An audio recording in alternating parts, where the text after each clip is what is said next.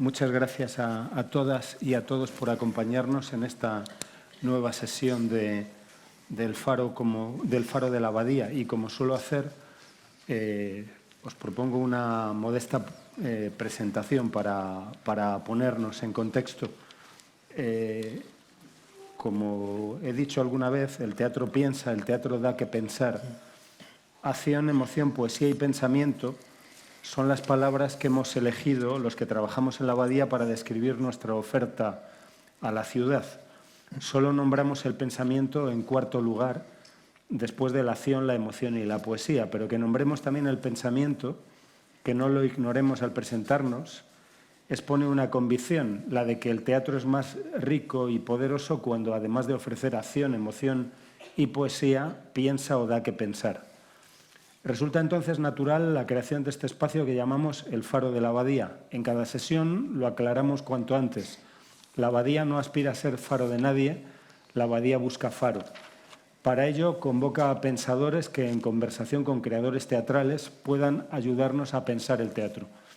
A primera vista, la distancia entre teatro y filosofía parece enorme. La filosofía es reino de lo abstracto, de las ideas. El teatro es reino de lo concreto, de los cuerpos en situación. Sin embargo, teatro y filosofía nacieron juntos y enseguida se miraron. Desde su origen, el teatro dio que pensar. Su existencia misma dio que pensar y muy pronto alguien se preguntó ¿por qué el teatro? Es una pregunta que seguimos haciendo. ¿Por qué el teatro? También desde el principio los escenarios se convirtieron en un espacio de circulación y confrontación de ideas. El teatro no solo es un arte en que cabe el pensamiento, sino que lo es en un sentido especial, privilegiado, porque además de hacer sensible la confrontación de visiones del ser humano, de la sociedad y del mundo, al encarnarlas en personajes que pueden hacerlas suyas hasta el límite, hasta la muerte, es capaz de dar a pensar aquello para lo que todavía no hay palabra, aquello que los filósofos aún no saben nombrar. El teatro puede interpelar al espectador dejándolo suspendido ante la pregunta que nadie ha formulado.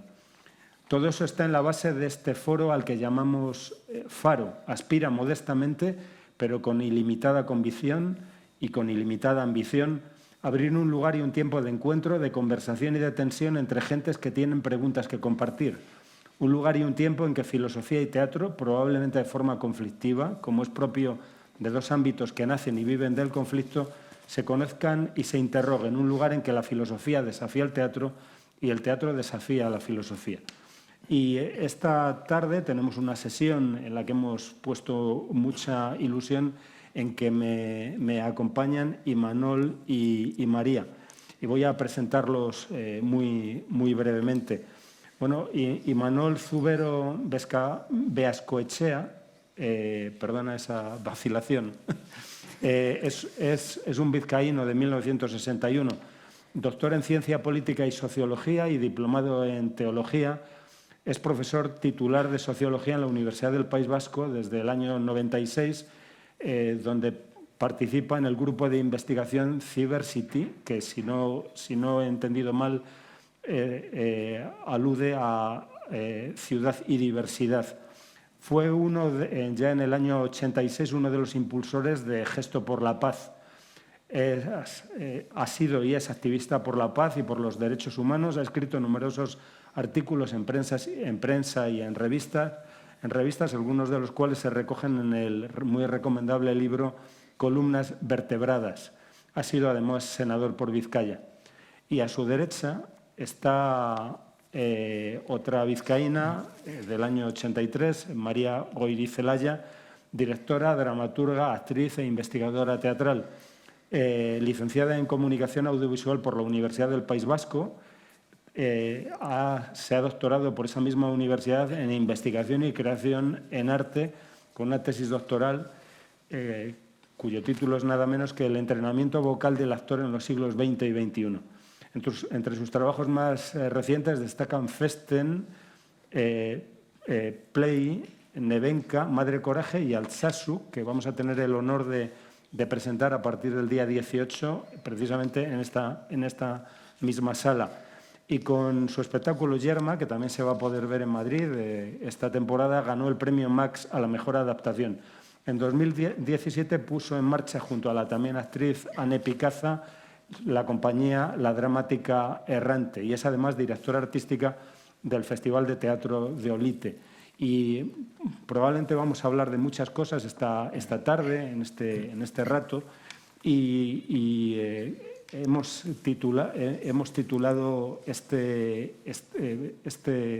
sesión del Faro con dos palabras, memoria y justicia, o justicia y memoria.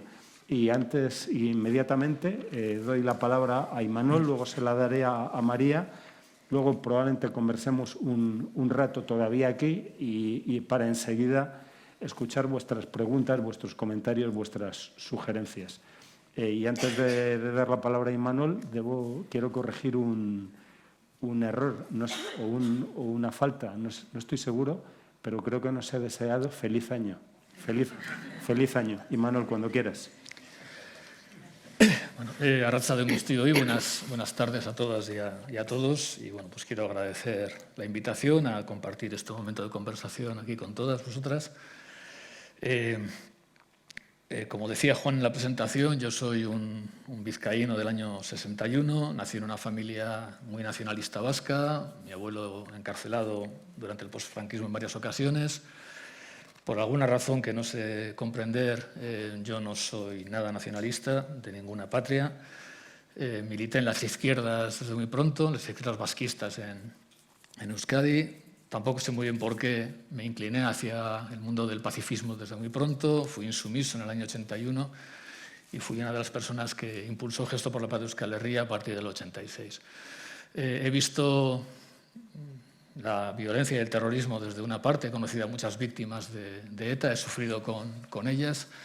Yo misma en el año 2000 aparecí en los papeles del Comando Buruntza de ETA, me habían hecho seguimientos y desde el 2000 a 2012 tuve protección policial y escolta.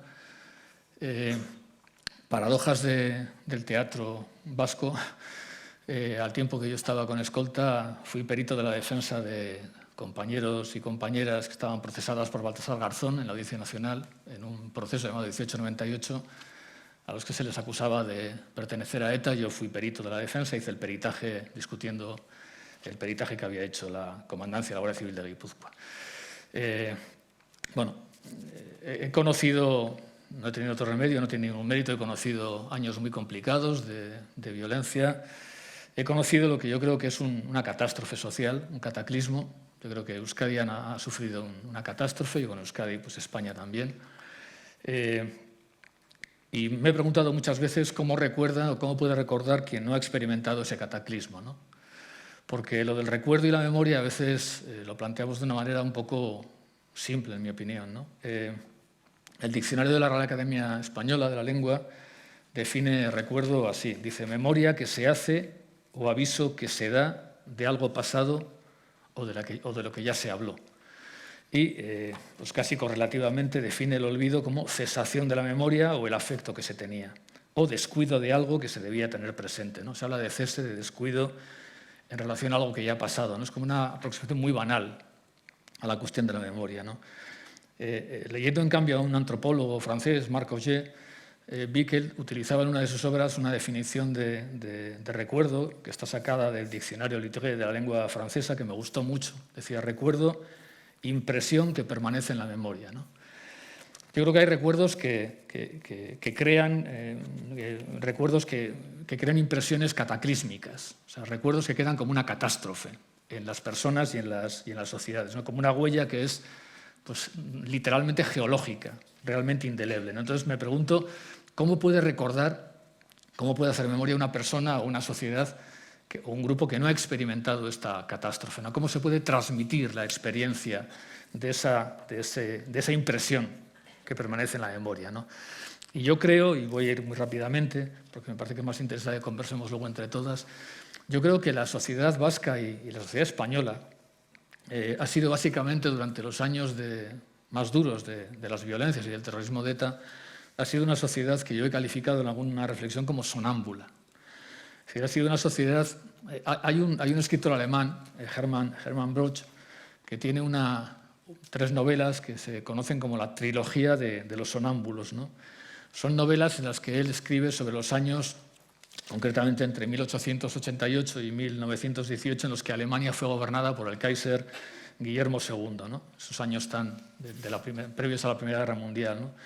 Y hay una de las novelas, la Passenhof o el romanticismo, en el que Broch escribe lo siguiente. Dice: mientras ruedan los trenes y trabajan las máquinas, dos personas se enfrentan y disparan, ¿no? Y esta sensación la he tenido yo muchas veces en Euskadi, ¿no?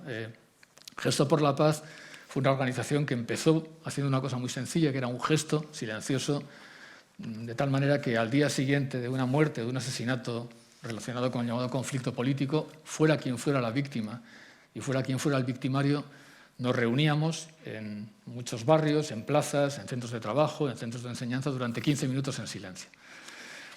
Yo empecé a hacer el gesto por la paz en mi pueblo de origen, Alonsótegui, un pueblo pequeño cerca de Bilbao. La primera vez que salimos con la pancarta, no recuerdo quién fue la víctima, solamente estábamos 2 personas, justo para sostener la pancarta. Pero muchas veces, pues porque me pillaba trabajando, estudiando o lo que sea, me tocó estar en algunas concentraciones en Bilbao y era realmente doloroso estar pues, 50, 60, 30, 40 personas. Había víctimas que movilizaban más, víctimas que movilizaban menos, en la Gran Vía de Bilbao con una pancarta, y durante los 15 minutos del silencio pues ver pasar centenares, miles de personas que o te miraban o no te miraban, pues como si fueras una mendiga que está pidiendo dinero en la calle, ¿no? Bueno, yo creo que hemos sido sonámbulas, hemos sido muy sonámbulos, ¿no? Y a mí siempre me ha hecho reflexionar. Lo hice, por ejemplo, con ocasión de... En el año 2004, en el Cinemal Día de San Sebastián, se estrenó un documental dirigido por Eterio Ortega, titulado Perseguidos, ¿no? Tuvo mucho éxito, fue uno de los primeros, luego hubo otros, bueno, antes fue La pelota vasca de Meden, luego ha habido bastantes documentales. Ahora muchas seguramente de quienes estamos aquí habremos visto o habrán visto Patria, o habrán leído la novela de Aramburu tal vez. Pero bueno, Perseguidos fue una de las primeras y el cartel era muy, muy impresionante porque era un bloque de viviendas, de pisos, y una de las casas, una de las ventanas estaba tachada con una aspa roja, ¿no? Una forma de señalar, ¿no? Y yo en aquella época escribía una columna semanal en la edición vasca del País Vasco, en la edición del País Vasco del País, y yo escribí, ¿no?, que yo no me imaginaba a una comunidad masái asistiendo a una proyección de un documental sobre la fauna africana, por ejemplo. O sea, no me imagino una comunidad masái que está rodeada de fauna africana ir a ver pues, cebras y leones, salvo pues, por tener la primera experiencia de una proyección cinematográfica, pero en fin, por lo que ahí veían, ¿no? Y sin embargo me daba la impresión de que en Euskadi íbamos a ver a través de la pantalla lo que podíamos ver si mirábamos, si deteníamos un poco nuestro sonambulismo en el día a día, porque lo podíamos vivir, ¿no? Bueno, eso ha sido algo que me ha acompañado muchas veces en mi vida, ¿no? Pero también creo que a veces somos injustas con la gente cuando exigimos el deber del recuerdo, ¿no? A mí me impresionó mucho una reflexión que hacía Primo Levi, superviviente de Auschwitz, de uno de los lagers de Auschwitz, cuando él decía que hubo un momento en el que dejó de ir a las escuelas a explicar su experiencia. Porque había personas que estaban, o a los institutos, había personas que les decían, pero ¿por qué no sigues hablando de eso que te pasó a ti cuando nos ha pasado Hiroshima, Vietnam, no sé qué, ¿no? O sea, ¿por qué no sigues hablando de tu catástrofe, ¿no? Entonces llegó un momento en que dejó de hacerlo, ¿no? Y también dice que él se preguntaba muchas veces si sus hijos habían leído sus libros, ¿no? Y que él sospechaba que no. Porque dice que estaban tan saturados de Auschwitz que tenían un cierto rechazo, ¿no? Y esto de la saturación me parece interesante, ¿no? Hay un relato de Borges, Funes el Memorioso, que es muy interesante. Es una persona que por un accidente, Ireneo Funes, pues tiene una enorme capacidad de recordar, ¿no? De hecho, cuenta Borges, con esa ironía que le caracterizaba, que un día se dedicó a recordar todo un día anterior que había ocurrido y ese recuerdo de un día anterior le ocupó todo un día, ¿no? Entonces, al final, un recuerdo absoluto impide que el presente se abra a posibilidades nuevas, ¿no?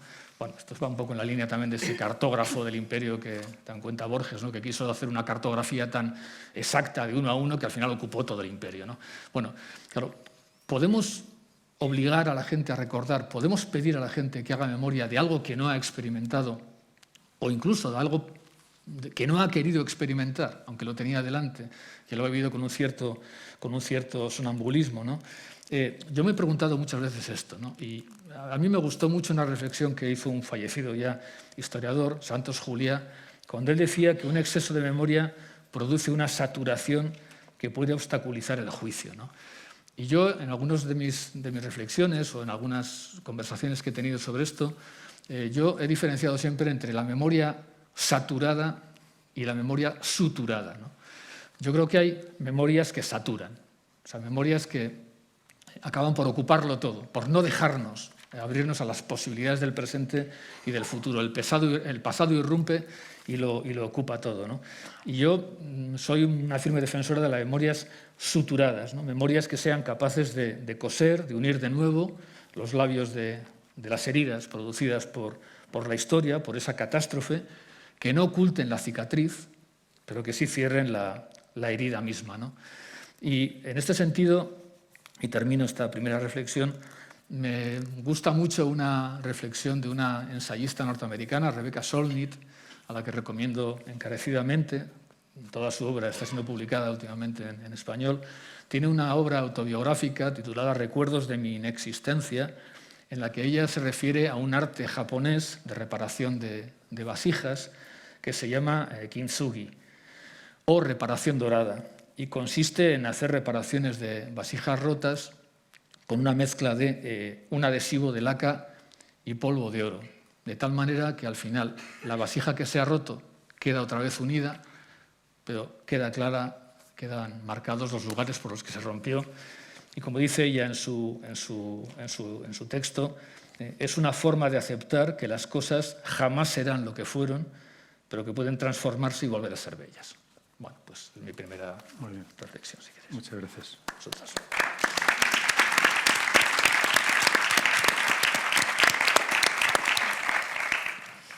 De nuevo, Juan, gracias por esta oportunidad, por estar aquí compartiendo con Imanol, a quien acabo de conocer y, sin embargo, siento que ya me unen como muchos hilos invisibles, ¿no? En mi caso, mi familia también está marcada, no como la de Imanol, ¿no? Pero sí por una diversidad política soterrada, en el sentido de que yo soy de esta primera generación que nace en el País Vasco con la violencia quizá ya en sus últimos términos, no tanto en los años de plomo, aunque la viví por otra vertiente, por mi trabajo como periodista durante 8 años para un medio informativo. Entonces, también tuve la oportunidad de vivir muy de cerca pues, sucesos tremendos que acontecieron en aquella época, ¿no? Cuento esto porque siempre me suscita mucha inquietud la diversidad política que hay en el País Vasco, que hay en una ciudad como Bilbao, donde Imanol y yo vivimos, y que sin embargo no es percibida como tal muchas veces, ¿no? Y en mi familia nunca se ha hablado de a quién vota cada uno. Yo a día de hoy no sé a quién vota mi padre, no sé a quién vota mi hermana, puedo tener intuiciones, prejuicios, ideas preconcebidas, pero no se ha hablado sobre esto. Tampoco sé a quién vota la gente de mi alrededor, mis amigas más íntimas. Yo creo que esto también muestra de alguna manera o adjetiva de alguna forma la situación actual del País Vasco y de cómo se vive la memoria ahí, ¿no? Por otro lado, como decía, tengo vivencias que me llevan a estas mismas preguntas, ¿no? A cómo la memoria puede recuperar o cómo tendemos a recordar o aquello que se vivió o aquel pasado cuando no formamos parte de ese colectivo de víctimas directamente, pero tenemos ganas de hacer que la sociedad avance, ¿no? Hacia una democracia. Y en mi caso no estuve vigilada. Sí pertenecía a un medio de comunicación que sufrió un atentado bomba por parte de la banda terrorista ETA. Sí que he entrevistado a víctimas, a políticos, a gente de asociaciones, y sí que mi inquietud para con la tierra en la que vivo siempre ha estado muy muy a flor de piel en el sentido de también querer beligerar por esta cosa que se llama paz, en esta dualidad incongruente, ¿no? Como beligerar por la paz. Nos une también este hilo invisible de Gesto por la Paz. Yo no sabía que Imanol había arrancado aquí, pero en mi colegio este Gesto por la Paz estaba muy instaurado. Yo era una de esas niñas que cedía 15 minutos de sus 20 minutos de recreo para hacer estos 15 minutos de silencio cada vez que había un atentado.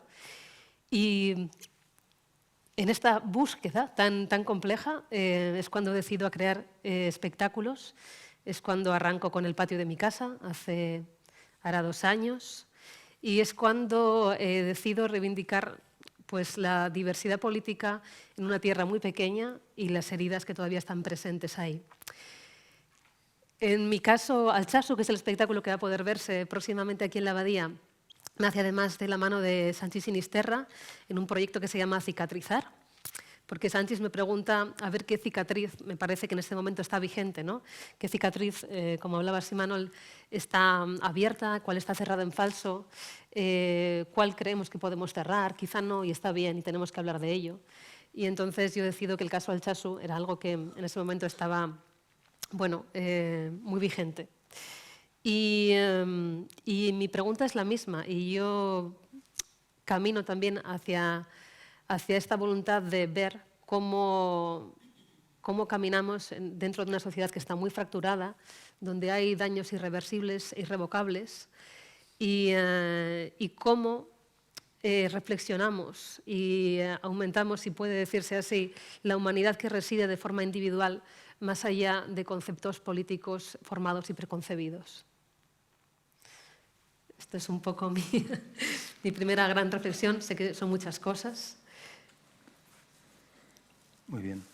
Pues ¿queréis añadir algo, Imanol, María? Bueno, yo voy a tomar la palabra, espero que brevemente, para hacer una pregunta a cada uno de vosotros. Y pregunta que, por supuesto, puede ser esquivada. Y luego inmediatamente pasaré la palabra al patio de butacas. Bueno, primero empiezo por Imanol. Y no ignoro que estamos en un teatro que entre la gente que nos acompaña hay espectadores de teatro y que prestan una especial atención al gesto y al valor del hecho teatral, ¿no? Imanol y yo nos encontramos hace tiempo, fue allí donde nos conocimos, en el contexto de una conversación generada por mi maestro, mi director de tesis, Reyes Mate, a quien, por cierto, volveremos a tener en el Faro de la Abadía dentro de algunas sesiones. Hay una frase que siempre me llama la atención, que dice Reyes, una afirmación de Reyes, que es un muy hondo pensador de la memoria, ¿no? Dice en cierto momento Reyes que el deber de memoria es sobre todo un deber de pensar. O sea, la pregunta no es, lo importante no es ya si colocar una placa o dedicar una calle o una plaza, sino fundamentalmente pensar. O sea, que se trata de recordar para pensar por qué ocurrió aquello, si otro pasado fue posible, por qué ese otro pasado posible no se dio, ¿no? Y a mí eso siempre me da que pensar. Esa idea de que el deber de memoria es ante todo un deber de pensar me hace pensar. Y esto lo vinculo a esta noción del sonambulismo que has puesto en circulación, porque el sonámbulo no piensa. Y me pregunto cómo es posible crear un recuerdo no saturador, un recuerdo que ayude a vivir, un recuerdo que ayude a pensar hoy y a pensar en ayer y en mañana. Y en este orden de cosas me ha resultado muy atractiva esa contraposición entre gentes sonámbulas que caminan por una ciudad desatendiendo aquello a lo que habría que prestar atención y esas dos personas que deciden algo tan elemental, pero al mismo tiempo tan elocuente como guardar 15 minutos de silencio. No ofrecer un discurso, no presentar no presentar otra cosa que un gesto, efectivamente, gesto por la paz. 15 minutos de silencio, y en este sentido me ha resultado muy emocionante pensar en esas dos personas que sostenían una pancarta durante 15 minutos mientras cientos pasaban alrededor, y estoy seguro que ese acto no fue inútil y tampoco lo fue para algunos de esos que vieron ese momento. Me parece que hay algo teatral, en el mejor sentido de la palabra, en esa pequeña agrupación de personas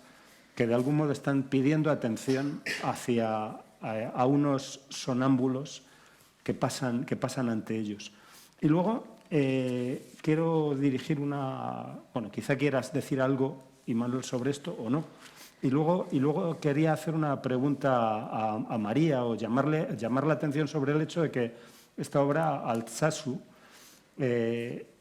obra que, por cierto, es una obra, a mi juicio también, de suyo, un gesto por la paz, una obra que pone, en cuyo centro está un acto de violencia sobre unos seres humanos, un acto que es presentado como un acto vil, un acto injusto, y que luego examina un proceso judicial o observa un proceso judicial que se desencadena a partir de aquel acontecimiento. En este orden de cosas, Altsasu, me parece, es una obra que se encuadra dentro de una tradición, se inscribe en una tradición, la de ficciones, teatrales o no, que examinan un proceso judicial y el sistema de justicia. He anotado unas cuantas piezas que todas y todos podéis tener en la cabeza. Hablo de obras como El cántaro roto de Kleist, Vida de Galileo de Brecht, La indagación de Peta Weiss, el proyecto Laramie de Moisés Kaufman y el Tectonic Theater, La jauría de Jordi Casanova y Miguel del Arco, o Prima Facie, que hemos visto esta temporada recientemente. Por no hablar de otras piezas de literatura, como por ejemplo el Kohlhaas del propio Kleist, o por supuesto la obra por antonomasia que examina el proceso judicial y que nos dice nada menos que el proceso es la condena, que es el proceso de Franz Kafka. Y llamo la atención sobre, por si vale para algo, tres aspectos que puede tener esa tradición, que a mí me resulta interesante en este contexto. Por un lado, como digo, estas obras están vinculadas por el hecho de que en ellas el teatro, la ficción teatral, la experiencia teatral, el juego teatral examina el sistema judicial, ¿no? En segundo lugar, en esas obras, María, pero también esto lo menciono para Imanol, el teatro hace memoria. El teatro hace memoria y en alguna medida hace un tipo de justicia que no ofrece el propio sistema judicial. Claro, la memoria es una forma de justicia también, o cuando menos podemos decir que sin memoria la justicia es incompleta. Estoy pensando, por ejemplo, en el proyecto Laramie, una obra cuya lectura recomiendo a todo el mundo, del que hubo una puesta en escena de Julián Fuenterreta muy interesante, y ahí lo que se está examinando es el apaleamiento de un joven homosexual, ¿no? Y la obra examina el acontecimiento y el proceso judicial posterior, y de algún modo el mero hecho de que haya llamado la atención sobre esa víctima ya es un acto de justicia. Pero además, en tercer lugar, y es a lo que quiero, lo último a lo que quiero referirme, esas obras dan visibilidad atienden aspectos que podríamos llamar no encausables, que no están en el propio sistema. Es decir, a las que no puede atender el propio sistema judicial, ¿no? Es decir, atienden aquello que podríamos hablar de una justicia que está más allá del derecho. ¿Está? Es decir, la justicia es algo demasiado importante como para que pueda ser absorbida por el sistema judicial, que es inevitablemente falible e incompleto. Por ejemplo, menciono de nuevo el proyecto Laramie. En esa obra se examina el proceso judicial al que fueron sometidos los perpetradores de ese acto de violencia. O sea, pero además se observa, por ejemplo, cómo la atmósfera homófoba en Laramie, en alguna medida vinculada al discurso de los curas de distintas sacerdotes de distintas confesiones en Laramie, había de algún modo creado un ambiente conforme al cual ser homosexual era algo pernicioso y peligroso, y eso, por supuesto, no era juzgable, es decir, esos sacerdotes no podían ser juzgados, pero sin embargo el teatro exponía la importancia que tenían para un caso así. Y tengo la impresión de que una pieza como la tuya también tiene un valor, como la tuya y como la vuestra. Hay aquí uno de los actores de Altsasu, y creo que eso también tiene un valor, ¿no? El que hablando del sistema judicial también llama la atención sobre aspectos que al sistema judicial le pueden escapar. Perdonad la torpeza de mis provocaciones y quizá queráis decir algo al respecto en algún sentido. En relación a la memoria, yo tengo unas notas cogidas, ¿no?, sobre la capacidad de, ¿qué es la memoria?, ¿no?, la capacidad de codificar, de almacenar y recuperar de manera efectiva esa información aprendida o ese suceso vivido, ¿no? De ahí la pregunta, ¿cómo retenemos y cómo recordamos lo que sucede? Y cuando hablamos de memoria y justicia, que, ¿no?, tiene relación con el tema de hoy, la justicia va más al principio moral, que lleva a dar a cada uno lo que le corresponde. Gracias a la memoria se hace presente el pasado ausente. Recordar no es traer de la memoria un hecho pasado, sino reconocer la actualidad de la injusticia pasada. Por eso la memoria y la justicia siempre van de alguna manera juntas. Sin la memoria, la injusticia no ha ocurrido nunca. Y en relación a lo que hablaba sobre la ley, ¿no?, la ley atiende a la culpa criminal, pero después existe esta culpa moral, que tiene que ver más con la conciencia, con el perdón, con el arrepentimiento, con el dolor. Y en este sentido, en piezas de este calibre, para mí es muy interesante revisitar ese monopolio del dolor. Cómo nadie es portador del monopolio del dolor, y cómo reconocer a esas víctimas, exponer este tipo de casos, puede suponer una experiencia para el público muy diversa, desde una parte que active la sanación, la confrontación, el debate, el enfado, ¿por qué no?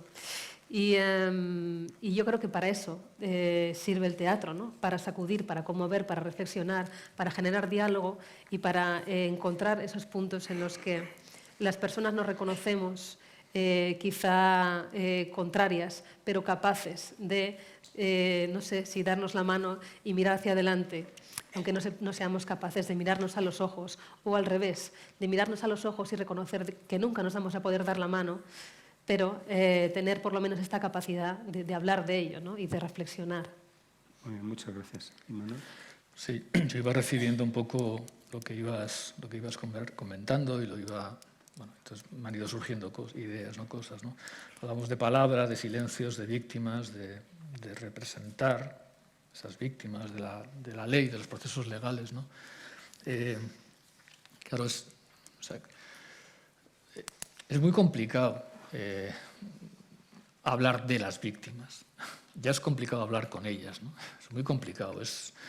Yo muchas veces he preferido, en todos los años que llevo vinculado a temas de violencias, etcétera, he preferido siempre, creo que es egoísta por mi parte, o es un signo de debilidad tal vez, quiero pensar que también de respeto, he preferido casi conversar y reflexionar sobre los victimarios que sobre las víctimas. Entonces, yo me he preguntado muchas veces, ¿no?, o sea, ¿cuál tiene que ser nuestra actitud ante las víctimas, ¿no? Porque algo tenemos que hacer, pero ¿cuándo estamos actuando justamente con las víctimas, ¿no? Hay un poema muy bonito de la poeta polaca Wisława Szymborska, que está dedicado a las personas que murieron el 11 de septiembre en Nueva York, y sobre todo a esas imágenes que seguramente todas recordaremos cuando nos las hacen recordar de los cuerpos que se tiraban por las ventanas huyendo del fuego, ¿no? Y se titula Fotografía del 11 de septiembre, ¿no? Y tiene un verso que dice: solo dos cosas puedo hacer por ellos, describir ese vuelo y no decir la última palabra. Yo creo que es muy importante no decir la última palabra cuando hablamos de las víctimas. O sea, tendremos que decir alguna palabra, pero la última palabra tiene que ser la suya. Tiene un valor específico la palabra de las víctimas, ¿no? Y por eso a veces pues lo mejor que podemos hacer para estar con las víctimas es estar en un cierto silencio, ¿no? Viniendo esta mañana en el autobús, estaba leyendo, he empezado a leer un libro maravilloso que recomiendo mucho. Se titula Cuando las mujeres fueron pájaros. Es de una ensayista y ecologista norteamericana, Terry Tempest Williams. Tiene un libro anterior publicado ya, Refugio, que es una preciosidad. Y justamente casualidades, ¿no? Parece que hay cosas que van como confluyendo. Hace una reflexión sobre la famosa actuación que luego dio lugar a un no menos famoso disco de John Cage, el famoso 4 minutos 33 segundos, ¿no? Que son 4 minutos y 33 segundos de silencio.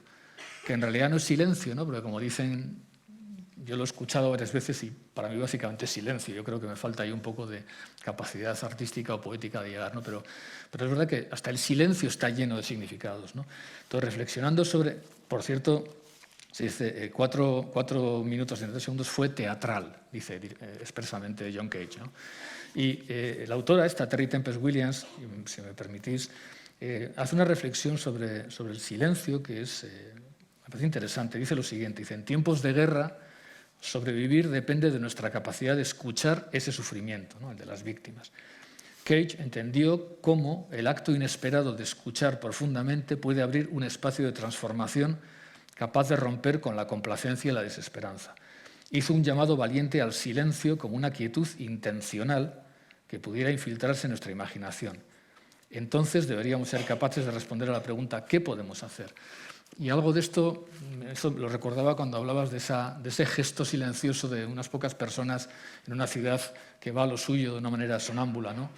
Pues yo también creo que son silencios que tienen, cuando son silencios intencionales, yo creo que tienen, cuando son silencios de escapismo, creo que pueden tener alguna repercusión, aunque no se hagan para eso, creo que pueden tener consecuencias, ¿no?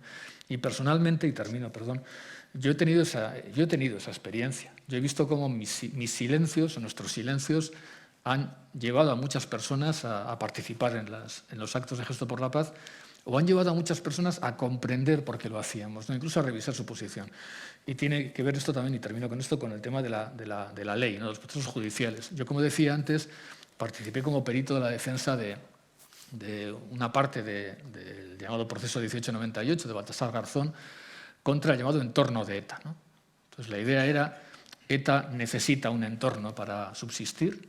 Es evidente, ETA no era el Grapo, nunca ha sido el Grapo.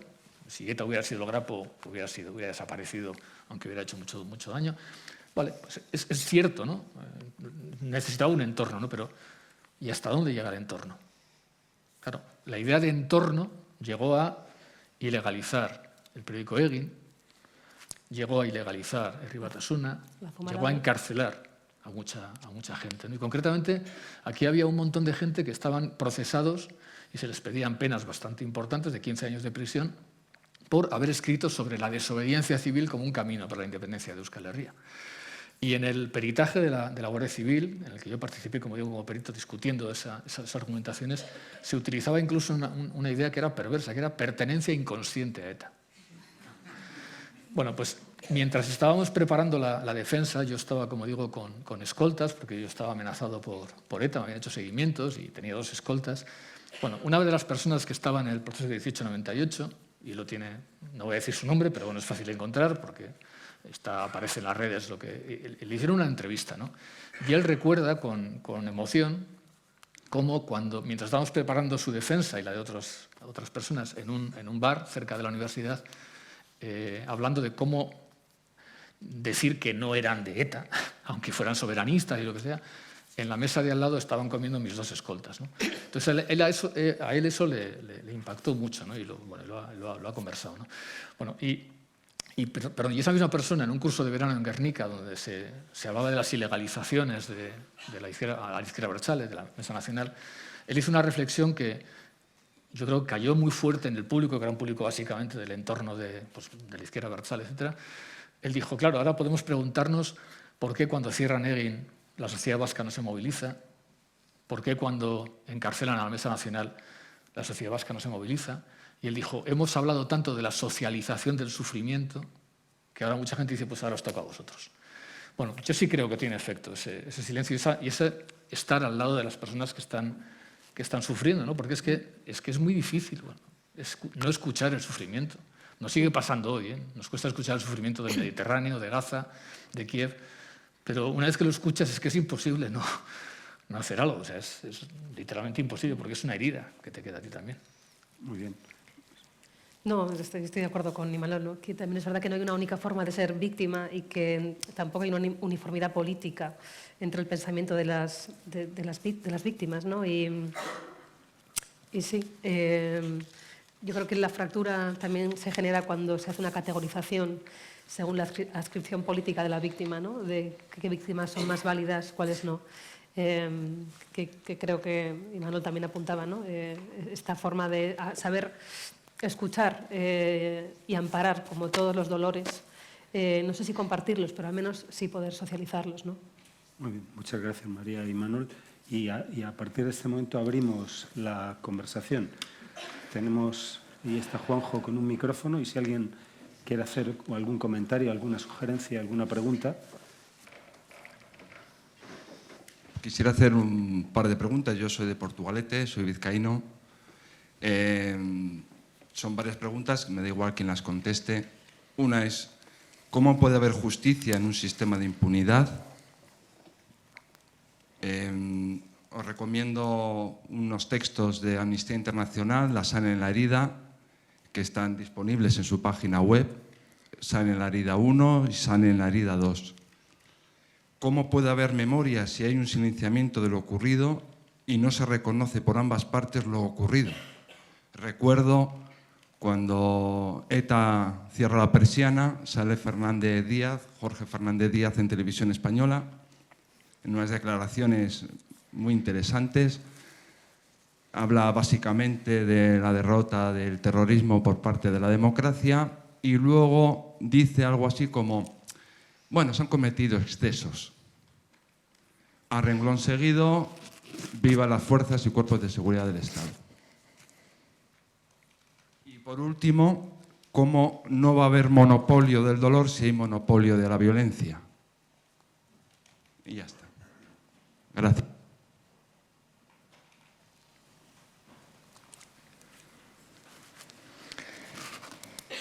Bueno, salud, paisano.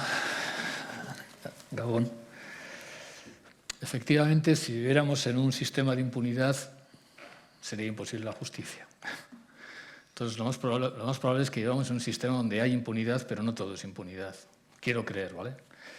Es cierto que hay muchas dificultades para hacer justicia, en este caso a las víctimas, a todas las víctimas, porque, bueno, pues quiero recordar, por ejemplo, bueno, yo soy de un pueblo, Alonsotegui, donde el 20 de enero del año 80 un grupo parafascista ligado a la Policía Nacional, según todas las investigaciones, puso una bomba en un bar y murieron 4 personas, ¿no?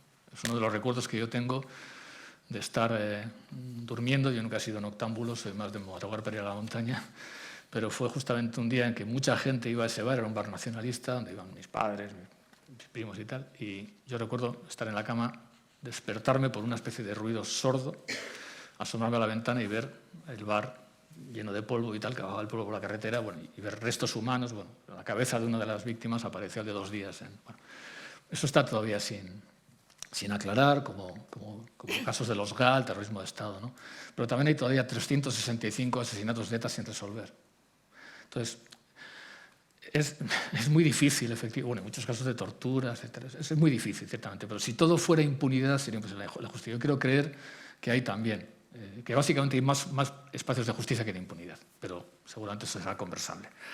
En cuanto a lo de la memoria, si no se reconoce, pues diría un poco lo mismo. Efectivamente, si hay un cierre absoluto al reconocimiento del dolor causado por cada parte o por las partes y al dolor recibido por otras, pues también es imposible, ¿no? Pues también quiero creer que estamos avanzando hacia un espacio de reconocimiento. Yo creo que hay víctimas del terrorismo de ETA que son muy claras en el reconocimiento del dolor de otras víctimas, de los GAL, de torturas, y hay muchos ejemplos, no quiero decir, bueno, digo uno porque me apetece, porque me gusta su ejemplo, que es la Fundación Fernando de Buesa Blanco. Tanto la viuda como las hijas de Fernando Buesa, asesinado por ETA, son un ejemplo de apertura a todas las víctimas, de los GAL, de torturas, etc. Pero también hay apertura por parte de muchas personas que han estado en el lado de la izquierda abertzale, incluso en ETA. Y ha habido muchos militantes de ETA y muchas militantes de ETA que han reconocido el dolor causado. Entonces, bueno, hay esperanzas también, quiero creer, ¿no?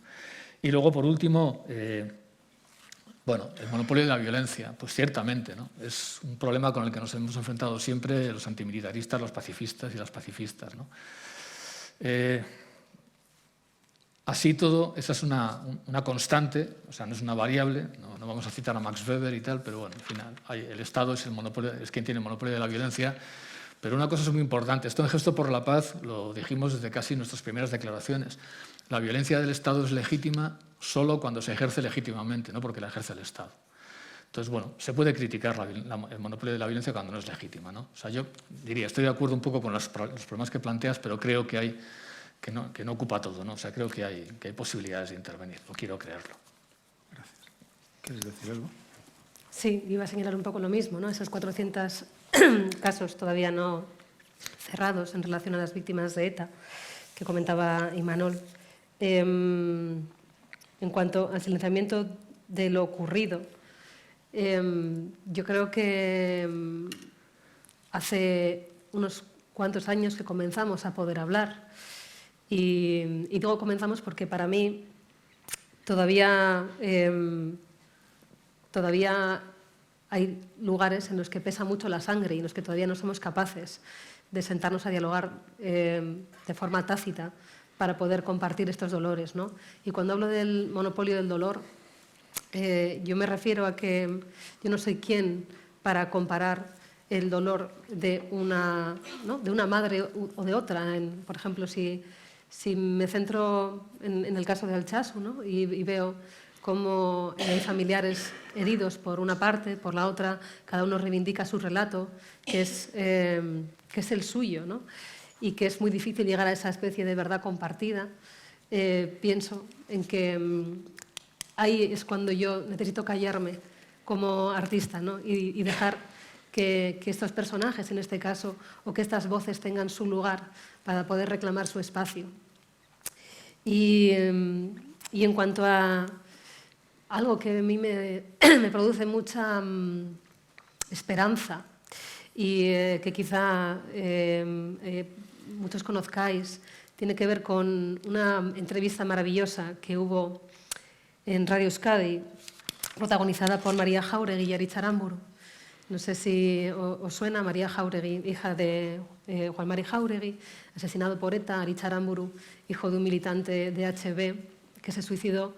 Yo creo que esta entrevista, que también recomiendo que veáis, está colgada en un montón de sitios en Internet, para mí es uno de los grandes ejemplos de sinceridad, de valentía, de generosidad y de cómo la convivencia y la empatía es posible. Yo creo en el teatro, en este caso, para hablar de eso, ¿no? Para hablar de la empatía, para que las personas podamos retarnos a nosotros mismos y ver hasta dónde somos capaces de ponernos en los zapatos del otro, ¿no? Y ver hasta dónde no. Y está bien. Y yo creo que lo que hace que avancemos es eso, la capacidad de, a día de hoy, no dejar atrás el pasado, porque para mí es preocupante. Para mí es preocupante ver cómo las nuevas generaciones en el País Vasco no saben quién es Ortega Lara, no saben quién es Miguel Ángel Blanco. Me duele, es algo que me duele. Quizá por eso escribo lo que escribo, ¿no? Porque me duele no asumir lo que pasó en el pasado y no encontrar el punto de encuentro que nos haga caminar hacia el futuro. Entonces, sí, creo en el teatro y creo en asumir el pasado desde el arte escénico para proponer nuevos imaginarios, nuevos caminos y nuevas respuestas que nos hagan avanzar. Muchas gracias. ¿Sí? ¿Había alguna pregunta más por ahí?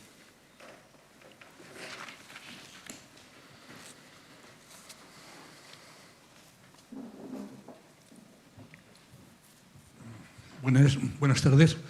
Muchas gracias por tener la palabra aquí. Y salud, Imanol.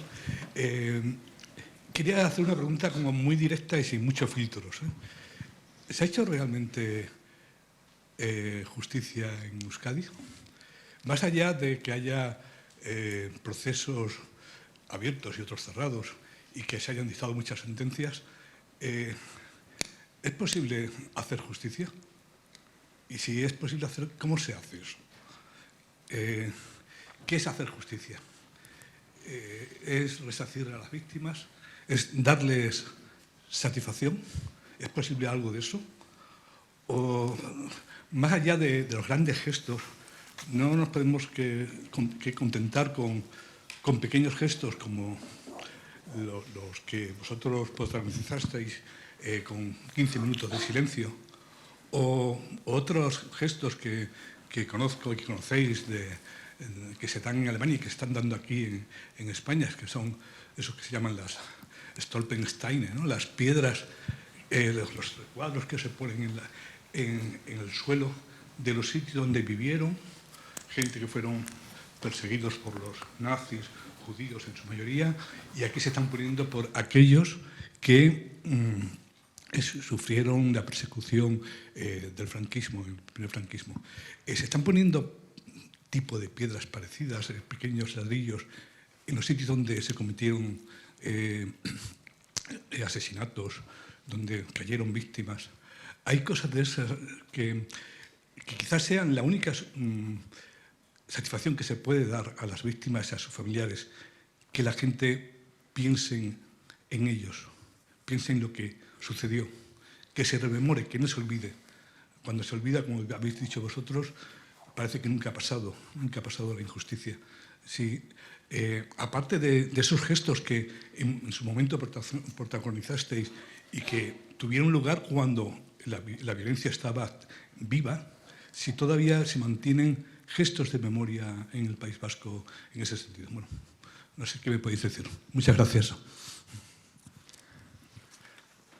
Bueno, gracias por la pregunta. Tiene mucha profundidad, efectivamente.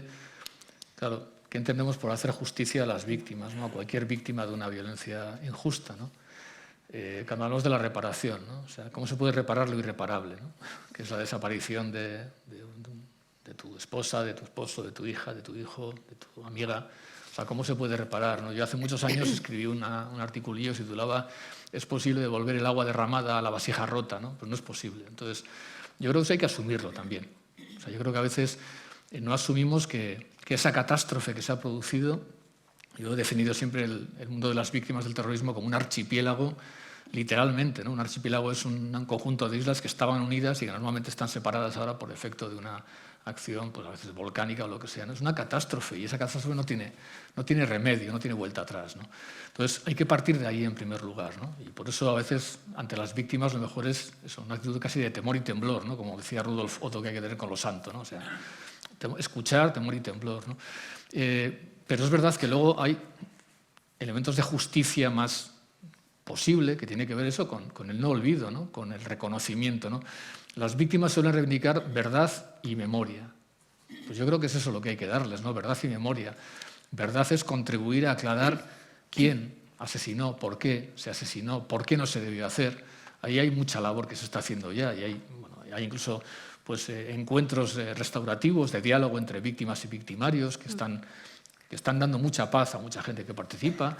Entonces eso es importante, ¿no? Verdad. Y luego reparación, y formas de reparación tienen a veces que ver con esto, ¿no? En Euskadi se están poniendo muchas placas en muchos lugares, allá donde ETA asesinó, ¿no? O allá donde los GAL asesinaron también, ¿no? Se están poniendo placas de recuerdo y tal, que por cierto se están respetando. A veces no, todavía no hace mucho el monolito de recuerdo de Fernando Buesa Blanco y Jorge Dida, su escolta, en el campus de la Universidad del País Vasco en Gasteiz, fue objeto de vandalismo otra vez, ¿no? O sea, periódicamente pues hay gente, bueno, pues muy dañada mentalmente o moralmente, que sigue no respetando, pero la mayoría en general está respetando, lo cual es muy importante, porque durante mucho tiempo no se respetaba. Sí, yo creo que es lo que hay que hacer, pero tenemos tal vez que pensar en una justicia más humilde, ¿no? Como hay que pensar en una paz humilde. O sea, cuando ETA dejó de matar, yo publiqué un artículo y decía, la paz era esto. La paz era esto, no pensemos en paz absoluta, en paz con mayúscula, que seguramente debemos estar siempre descontentas con la paz posible, ¿no? Pues la justicia posible es esta, ¿no? Que haya memoria, que haya verdad, que haya recuerdo, ¿no? Y bueno, se están haciendo muchas cosas, afortunadamente. Y además, perdón, está participando también el conjunto. A veces está empezando a faltar una parte que ha sido víctima, por ejemplo, de ETA, que es el Partido Popular. Es una cosa terrible, pero en casi todos los homenajes están participando todas las fuerzas políticas vascas, que es muy importante. Sí, bueno, tengo un poco que añadir a excepción de eso, ¿no? Que es verdad que el cambio de participación a la hora de este tipo de actos reparativos es notable, y que yo también lo percibo, que creo que es así, que se respeta mucho más y que la violencia está mucho menos presente en muchos lugares en el País Vasco. También estoy de acuerdo, ¿no?, con lo que decíais desde allí, ¿no? Es verdad que hay cosas que son irreparables, y el hacernos cargo también es hacer memoria de eso, ¿no? Gracias. ¿Sí? ¿Alguien tiene algún comentario más? ¿Alguna pregunta, alguna sugerencia? Sí.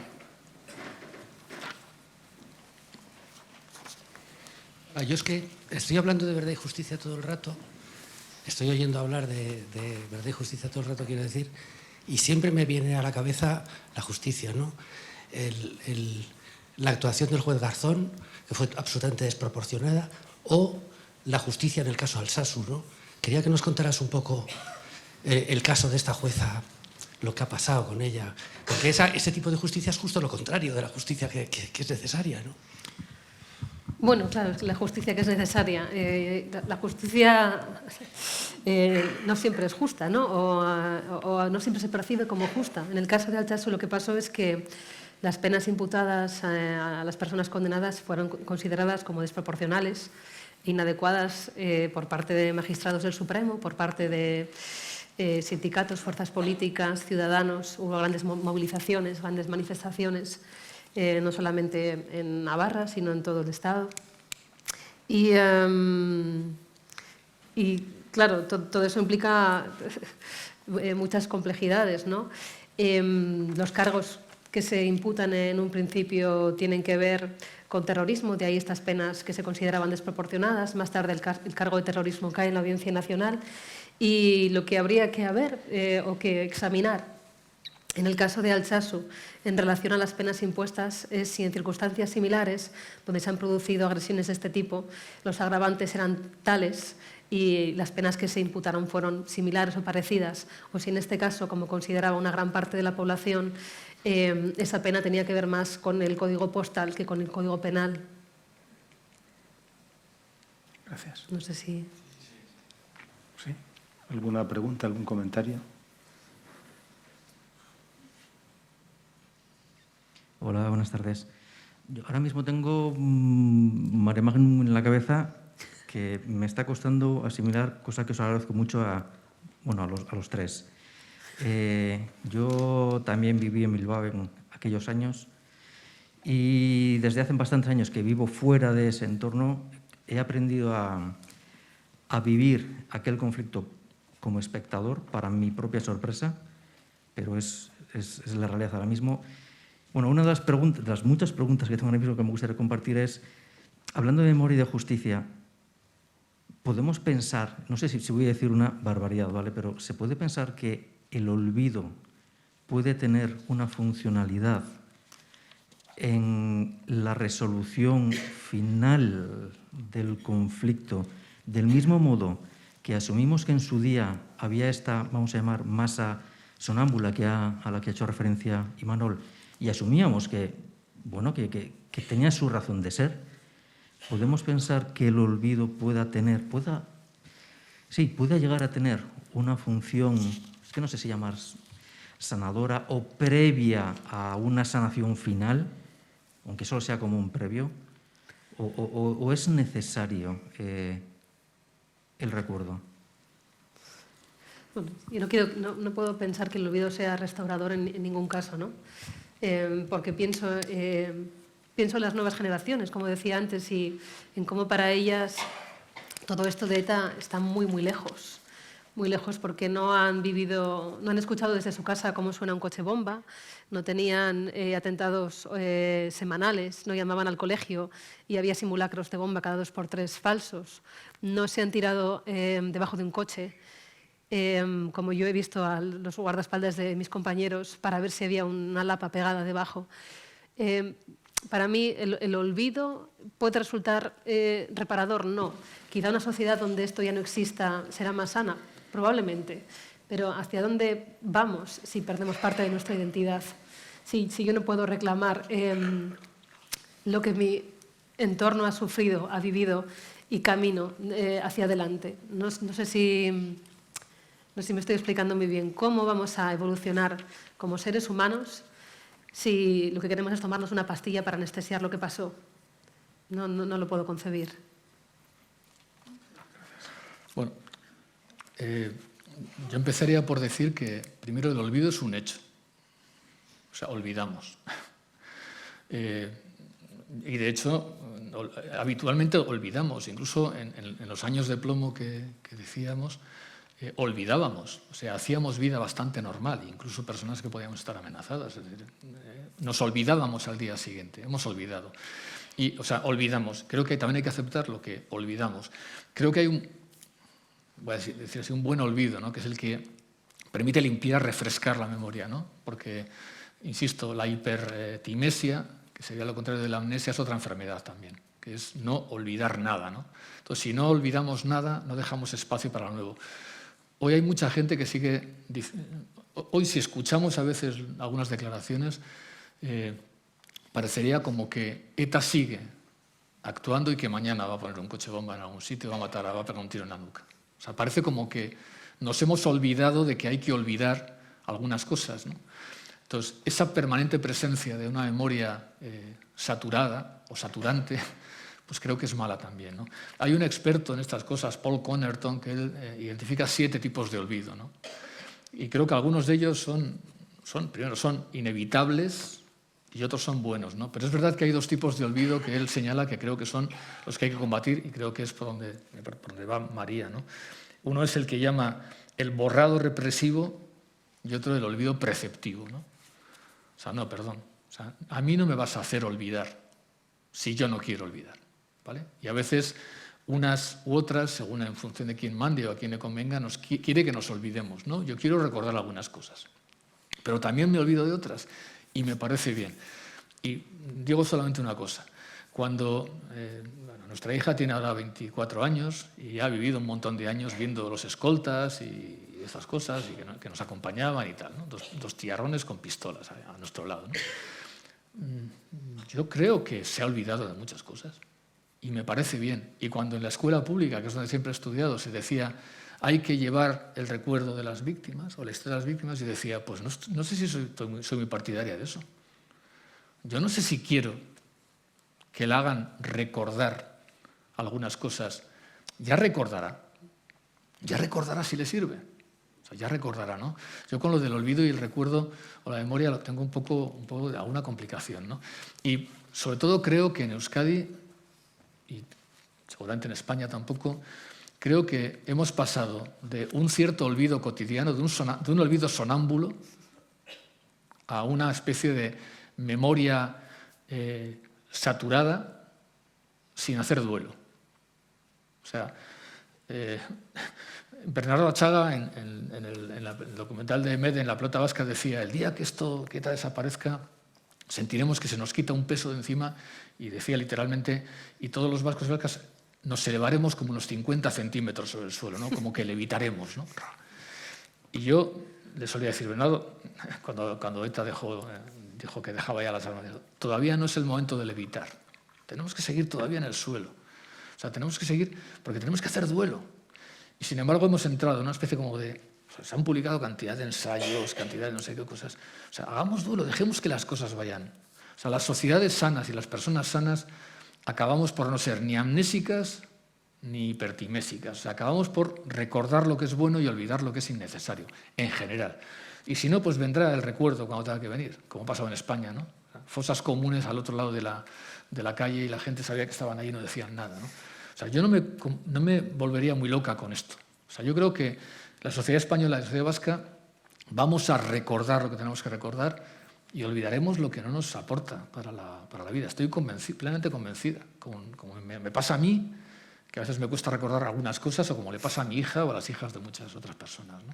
Entonces no me complicaría tampoco mucho la vida con esto. O sea, la nave va. Muy bien. Sí. ¿Tiene alguien alguna pregunta más o algún comentario? ¿No? ¿Queréis decir algo más? Yo solo diría una cosa. Cuando pensamos en la memoria y en la memoria de las víctimas y del terrorismo y de las violencias que ha habido relacionadas con el llamado conflicto vasco, yo tengo la convicción de que ya estamos haciendo memoria, que vamos a hacer memoria, pero que esa memoria o ese relato, como a veces se dice, no va a ser guerra y paz.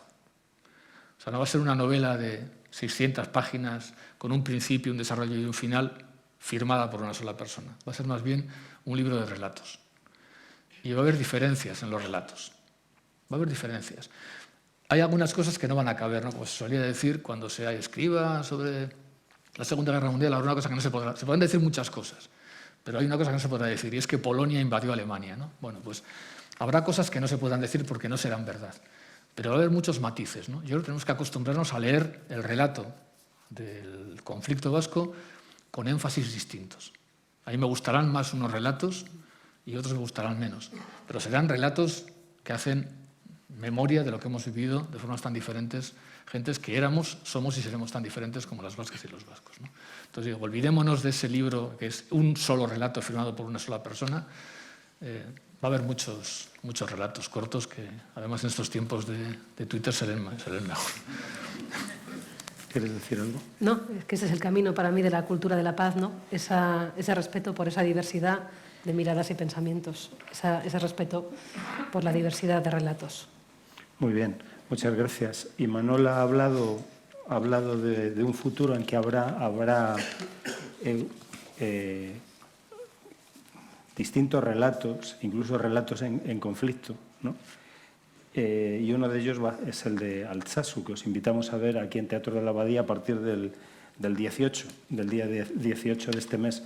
Sin duda habrá otros, ¿no? A veces digo que no hay nada más imprevisible que el pasado, ¿no?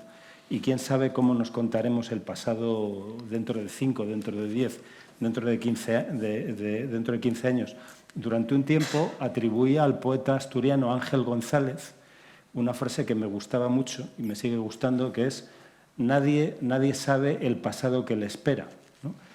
Y alguien me dijo, eso nunca lo ha dicho Ángel González, y efectivamente no he buscado la referencia, y sin embargo alguien me dijo que esa expresión se utilizaba en la Cuba de los 70, nadie sabe el pasado que le espera. A mí me parece una frase interesante que me hace pensar, por ejemplo, lo que a mí me ocurre cuando entro en el metro y de pronto el gesto de alguien me recuerda a mi abuelo y veo a mi abuelo como nunca lo vi. Y de pronto mi abuelo aparece de otro modo. Y creo que también eso sucede con las sociedades. Ninguna sociedad sabe el pasado que le espera. Yo creo que esta tarde hemos vivido un tiempo importante en Teatro de la Abadía, porque hemos vivido un tiempo de palabra, un tiempo de palabra serena, que creo ha sido de suyo ya un gesto teatral. El hecho de que hayamos tenido este encuentro, creo que durante un rato hemos formado un tiempo de resistencia al sonambulismo, al embotamiento, a los discursos automáticos. Yo lamento que la mía sea la última palabra, porque como dice Imanol, la última palabra debería ser la de las víctimas, ¿no? Y ante ellas lo que debemos hacer es fundamentalmente eso, como esos dos hombres con esa pancarta, guardar silencio. Ese debería ser nuestro gesto. Muchas gracias y recordad que la Abadía siempre os está esperando. Gracias.